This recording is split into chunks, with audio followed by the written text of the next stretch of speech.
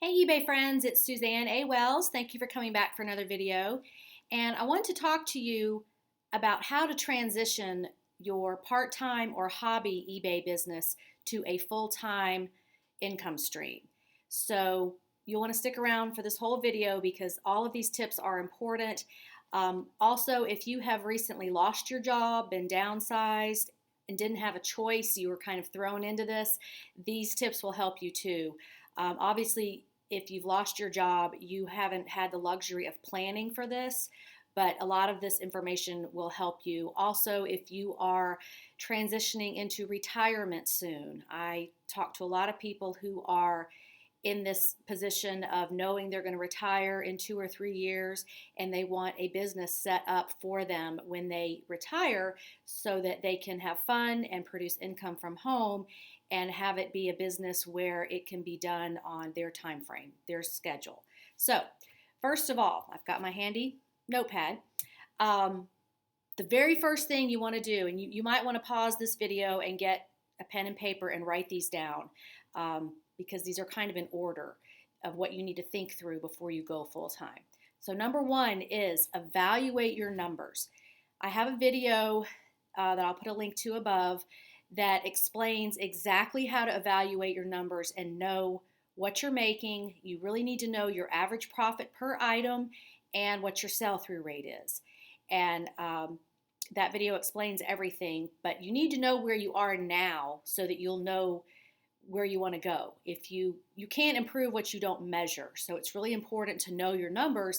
Also, if you'll be able to survive on this income and how you can scale it up to produce what you need for your monthly expenses or savings or whatever you want to do with it. Number two, very important, evaluate the benefits you will lose when you leave your full-time job. So that can be insurance, it can be vacation time, it can be sick pay.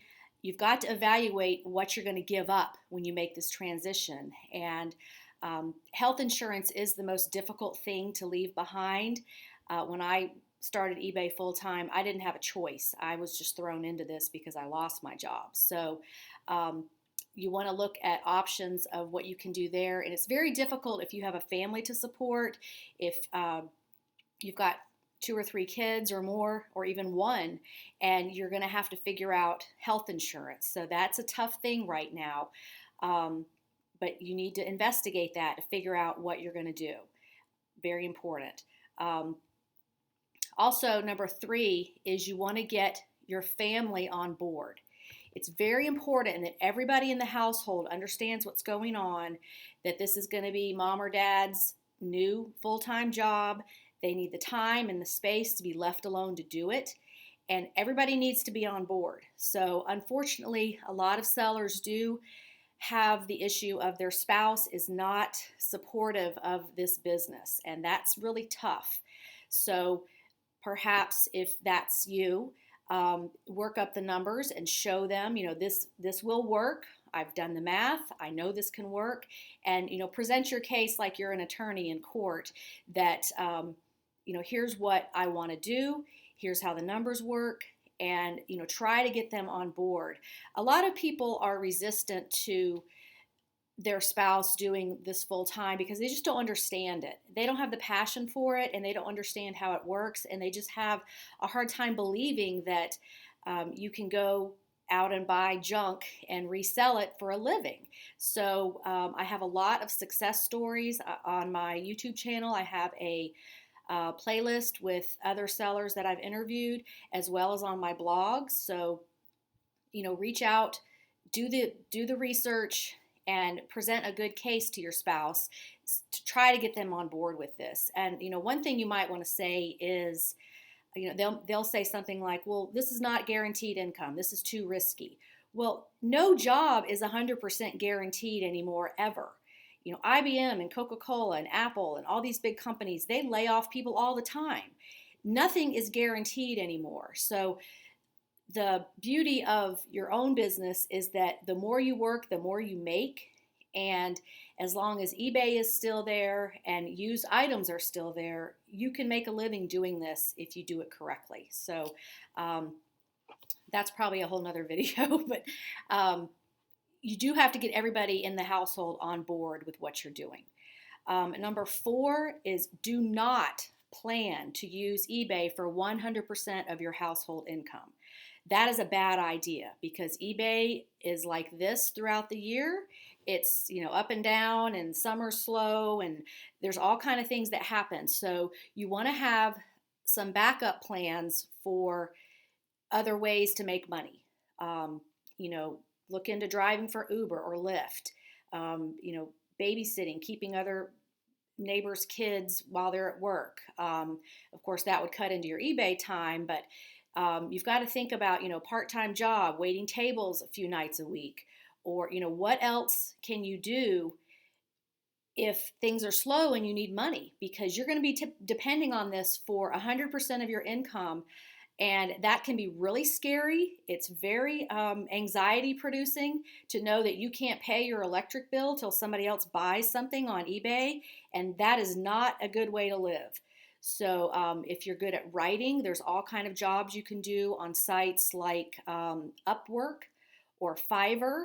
If you're good at photo editing or photography, or there's all kind of things you can do through Upwork.com or Fiverr.com to use your other skills to make money from home at your convenience. So, look into those things.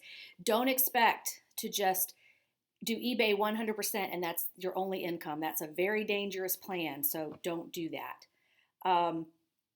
Number 5 is create a support system. This is very important, to have moral support and to be with other like-minded people who also earn their living on eBay. I did not have this when I started, which is one reason I have this huge Facebook group. Is I created a community for myself because there just wasn't much around back then to network with other sellers. And it's really important to keep your morale up and to be able to interact in person with other people who understand the way you have to earn a living. So there are meetup groups. Look those up. Join those. Go to those just to be around other sellers. My mastermind groups, we are loving that. You've got 3 or 4 other sellers in there with you. We meet every week and we discuss the pains of this business, our successes, our failures, how to move on, how to do new things. It's very helpful if you don't have a support system. YouTube is great, when you're commenting on videos with other people, but it's not the same as meeting somebody or interacting in person. You could do Skype, you could do FaceTime, Zoom, all these ways that you can actually see another person and interact with them. It's really helpful and it keeps your morale up because we all get discouraged, we all have bad days, and if you don't have a good support system of people who understand the way you earn a living and the way your life is, this is going to be very, very difficult. Also, there's coaching.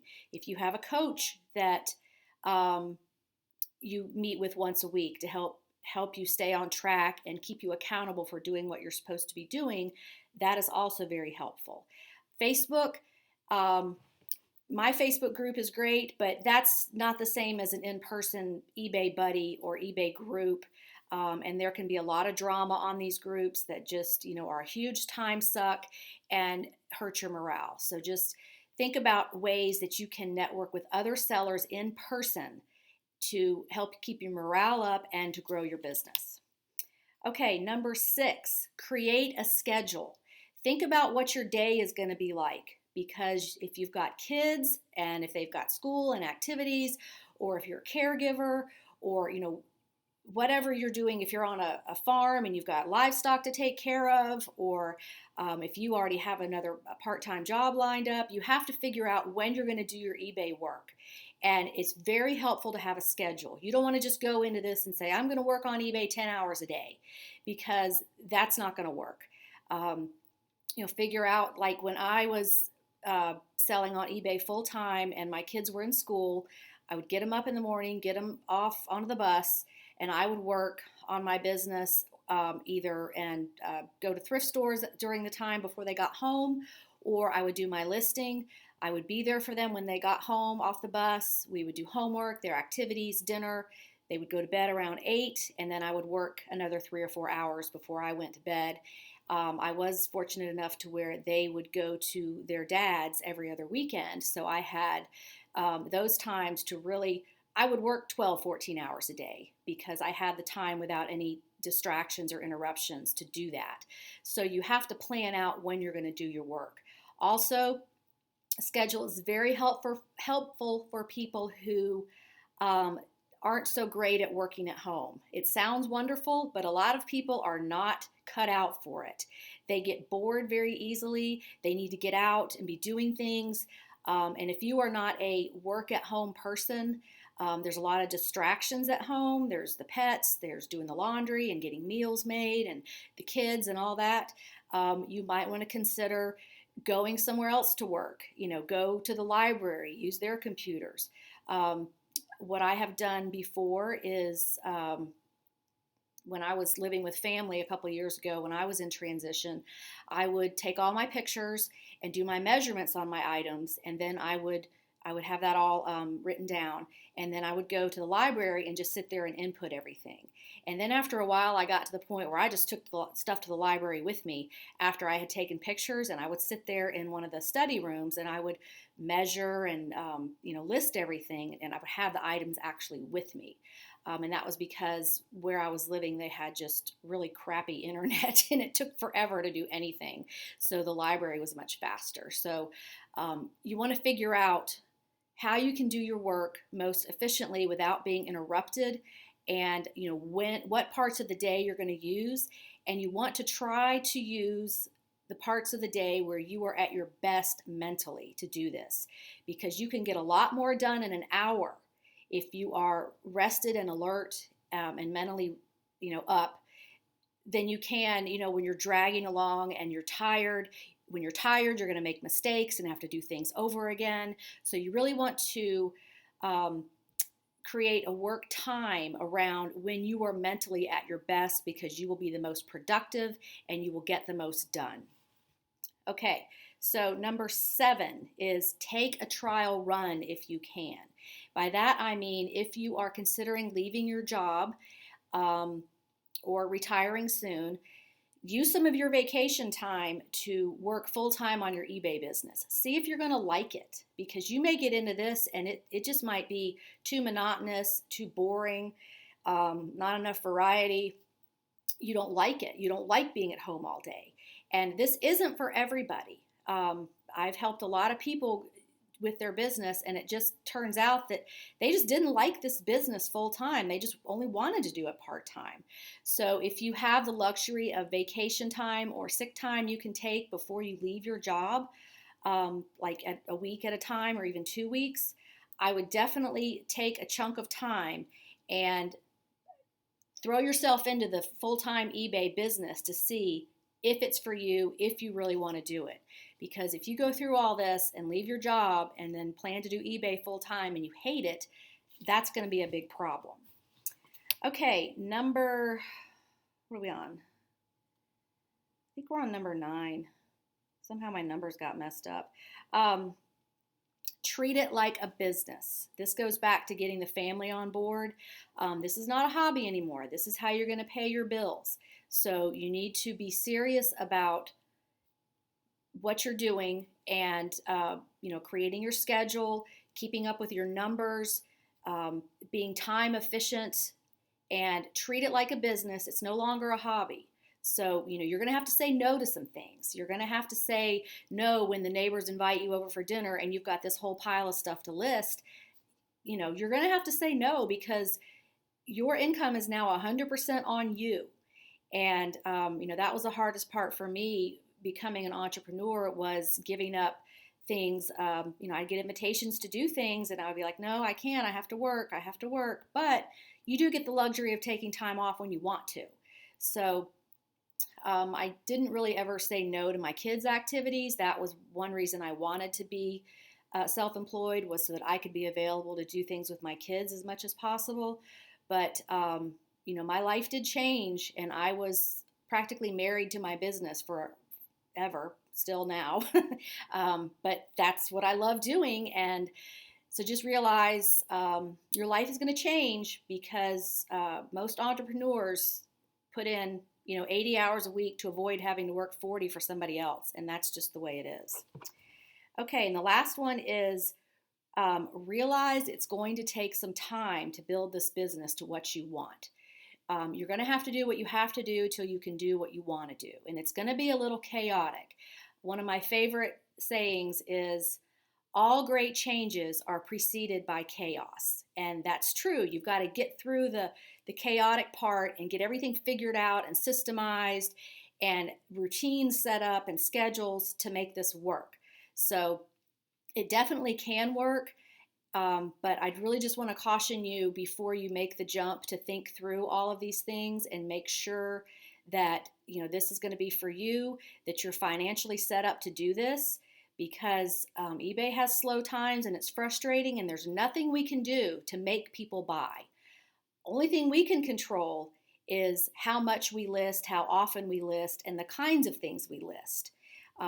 So one thing we go over in my mastermind groups is optimizing what you're already doing. How can we get more sales with what you've already done? It's not about how much can you list in a day, how fast can you list, how many things can you get in your store. I don't approach it that way because you don't have to. I've never had more than 500 things in my store, and I would make between $3,000 and $4,000 a month profit. So it's how you do it. It's what you're selling. It's how you're selling it. And there's a lot of in-depth things you can do to optimize what you're already doing so that you don't have to just spend your time being a robot, buying as much as you can and listing as fast as you can, because that's not a life for anybody. You want to enjoy what you're doing and focus on higher profit items and selling better, not necessarily just more. So I hope this was actually 10 things. I made a lot of different notes on here, so if it's not, I'm sorry. But would love your comments. If you're trying to go full-time, some of the struggles you're having, if you have any questions about going full-time, and seriously would like you to watch my mastermind video. I'll put a link to that because we are making great progress. It really helps to have other people helping you with your business, and it can save you a lot of mistakes and a lot of time. So ask me any questions below, and I'd love your input on going full-time. Have a great day on eBay. Bye.